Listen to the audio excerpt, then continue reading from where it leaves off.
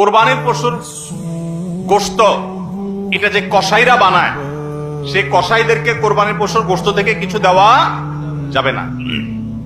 এখন আপনি বলবেন, ভাই কেমন কথা, যেই বেচারা কোরবানির পশুটা জবে করলো, সরি গোশতটা প্রস্তুত করলো, চামড়াটা ছিললো, এত কষ্ট করে বানাইলো, গোশতগুলো সব নিয়ে বাসা তুলে যাবো আর তার কিছুই দিব না, কেমন হয়?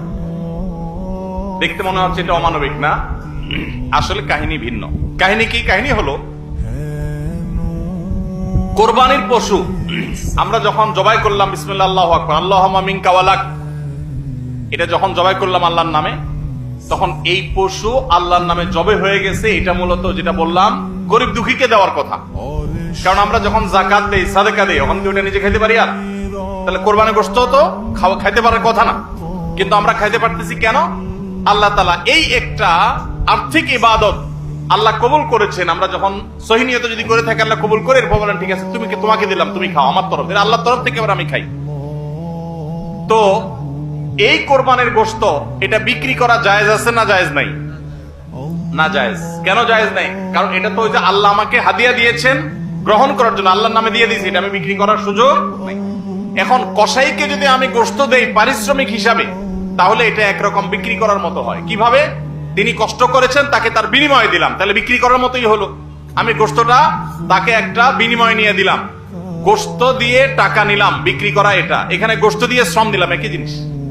এই জন্য এটা জায়েজ নাই। তাহলে কি করবেন?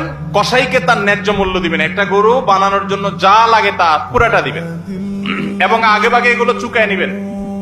মুশকিল হলো, কসাইরা জানে যে একটা গরু বানাইতে হয়তো বাজার দর অনুযায়ী 10,000 টাকা নিত, এখন সে 8,000 রাজি হয়ে গেছে।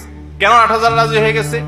কারণ সে জানে তার সাথে আরো যে 3জন 4জন থাকবে, সবাইরে আপনি কমপক্ষে এই 4 জনকে যদি 2 কেজি করে বা 3 কেজি করে গোশত দেন, তাহলে 3-4 12 কেজি হবে। তো 12 কেজি গোশতের বাজারের দাম কত? হ্যাঁ, তাহলে চিন্তা করবে সে যে আমার তো এদিক দিয়ে 2,000 টাকা ছাড় দিলাম আর পাইলাম তার চাইতে আরো অনেক বেশি। এই জন্য কসাই কম টাকা রাজি হয়ে যাবে। কসাইকে এই জন্য আগে ভাগে বলে দিবেন, শুনেন, কথা শুনেন ভালো করে, গোশত কিন্তু আপনাকে এক পিছু দেব না, আপনি কত নিবেন সেটা আপনি চুকান, আমার খাটলে নেব, না হলে অন্য কসাইয়ের সাথে আলাপ করবো, কিন্তু আগে মাথায় এটা রাখেন, আপনারা কিন্তু আমি গোশত দেব না, টাকা যা নেওয়ার নিবেন। নবী করিম সাল্লাল্লাহু আলাইহি সাল্লাম আলী রাদিয়াল্লাহু তাআলাকে এটা বলে দিয়েছেন, কোরবানি করার সময় বলে দিয়েছেন, দেখো কসাইকে কিন্তু কোরবানির গোশত দিবা না। কোরবানির গোশত শুধু না, কোরবানির পশুর কোনো কিছু বিনিময়ে